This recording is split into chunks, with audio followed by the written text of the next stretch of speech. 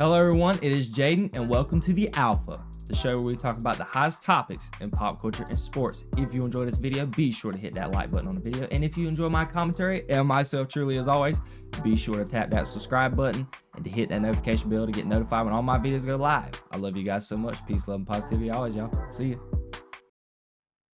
The director for Top Gun, well, not Top Gun, sorry. He did direct Top Gun. But the director for Mission Impossible, Final Reckoning, Dead Reckoning, I can't even remember what the title of the movie is. I've never watched Mission Impossible, guys. It's something I need to actually watch. I watched the Top Guns. I've never watched Mission Impossible, and it's considered a very good IP. I need to watch it and give it a try. Because I kind of wanted to watch the movie because it looked pretty good. But anyways, I can't watch it because I'm not watching none of them. There's like 8 of them. It's like, my gosh. How many movies do you need to make, Tom Cruise? But that's neither here nor there. Christopher McQuarrie, who is the director of the Mission Impossible film that just hit the movies, inevitably was set to direct the Superman sequel for Man of Steel, starring Henry Cavill. And I was sitting there like, what? So I had to look at this interview. Obviously, this was posted by Discussing Film. It's where I get majority of my information from. Great media outlet. He was doing an interview for his movie, and one of the topics that the interviewer had, which great job by the guy, the journalist, by the way, he did a phenomenal job. He was asking him questions about his canceled Superman Man of Steel sequel with Henry Cavill. And I've always wanted to know where the Tom Cruise rumors came from about him playing Green Lantern. He was actually going to have Green Lantern, Hal Jordan specifically, in his Superman sequel. I was like, really? Yeah. Look, Man of Steel came out in 2013. Okay. I was a young buck. I was 9 years old. Okay. So anything from 2015, 16, I wasn't tapped in with the media by then. I was in elementary school. Okay. I wasn't able to sit and know what was going on when it comes to Man of Steel sequels, and because I've been saying this, GL, my man, one of my favorite characters in comics, my favorite superhero. He has been neglected by DC when it comes to live action.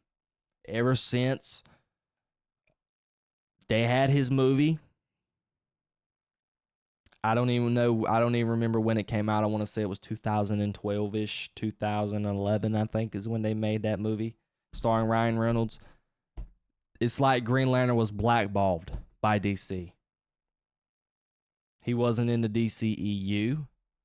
When Zack Snyder, even though it wasn't Hal Jordan, it was Jon Stewart.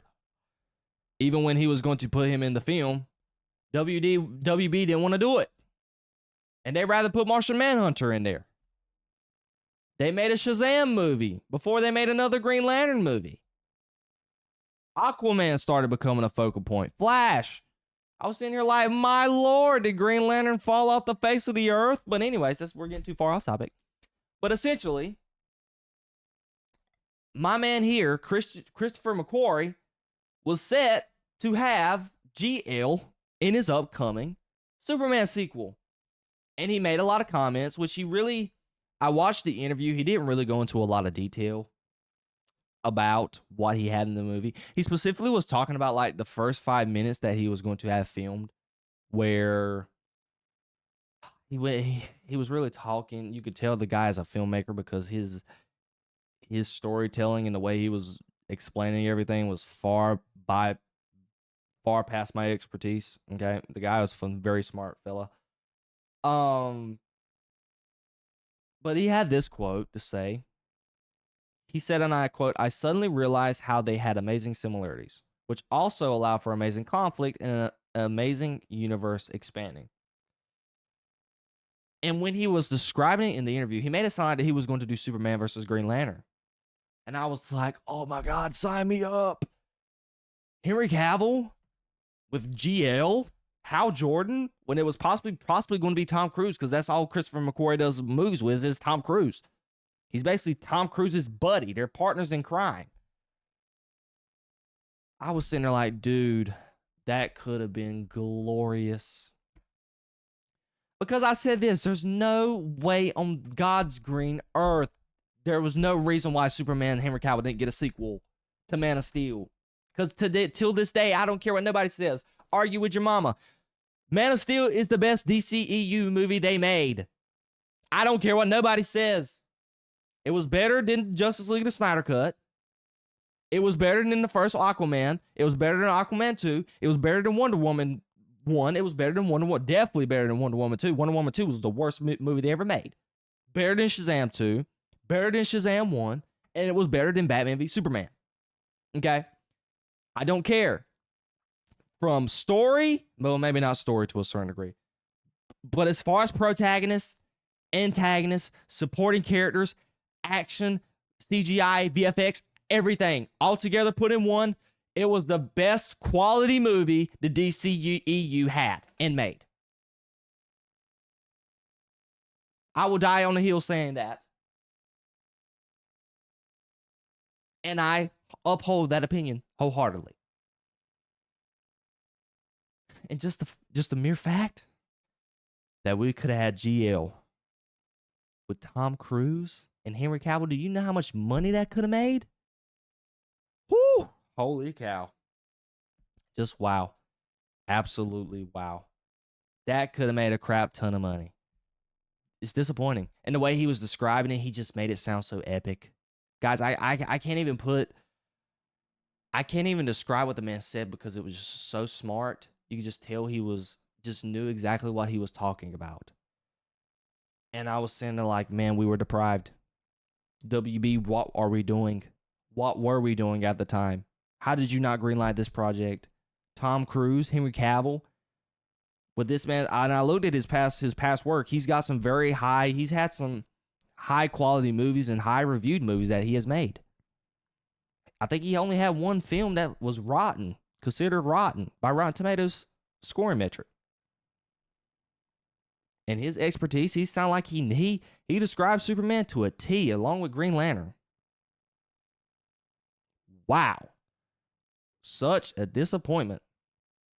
What could have been? And that's what we're always going to say with Henry Cavill. What could have been? Because we were absolutely screwed and deprived of peak Superman. I love Christopher Reeve. I love everyone that's actually played Superman, honestly. But I grew up with Henry Cavill. Henry Cavill was just my guy. The movie was amazing. I mean, it established everything that you wanted out of a Superman movie. Outside of probably the big blue Boy Scout type of thing, saving the cat out of a tree aspect of Superman, it didn't have that. It was a more darker, had a darker color palette and everything else. But I wholeheartedly understand that. And when people bring up that critique, I always say, okay, I got you. I get it. But still, he was my favorite Superman. And I know David Cornsweet is probably going to do a good job. Henry Cavill will still probably be my favorite Superman. I'm not one of the Snyder Bros. I know a lot of people were claiming that in the past video that I made. I'm not a Snyder Bro. Okay? I just love DC. It's my favorite property. It's my favorite IP. Okay? I love DC. I actually spent $300 just on a bag by Wolfpack. And it had Superman on it. I mean, hey. And I know this is not an ad. I'm doing this for the Freeskies. If you guys haven't got a bag, okay, let me put it in the camera. Get you one. They are fantastic, high quality, great bag. Love it to death. I got some patches going there as well. I'm just waiting to get the order. But still, I'm just a big DC fan, okay? It's my favorite IP. And I really think not doing this project and not greenlighting it, it's a massive mistake. Probably could have changed the trajectory of the DCEU. Who knows? We just will never know. But I'm telling you guys, if you guys go look at the interview, it was amazing. It was a great interview, and the way he described it, I tried to get as many notes as I can, but the man was talking Chinese to me because he was explaining everything just so like a narrator. He was explaining it like he was writing the script for the movie. I was sitting there like, wow, this dude is very smart. I mean, he was saying how Superman, Superman's biggest enemy was himself, how Superman embodied hope, and how GL, he his power is that, his biggest problem is he has to charge his battery and things of that nature. And I think he was essentially setting up Green Lantern versus Superman in the first 5 minutes of the film. And he said it was epic. Even the dude that was narrating his breath was taken away. Such a tragedy that we didn't get that. And hey, I thought it was very interesting. I want to talk about it with all my DC fans and all my fans in the comments, whoever's watching right now. Go look at the interview. Just look up Christopher McQuarrie interview on YouTube. I cannot remember the fellow's name. I didn't write it down. But yeah, look it up. It was a great interview. Need to give it a watch. There was a timestamp on it as well.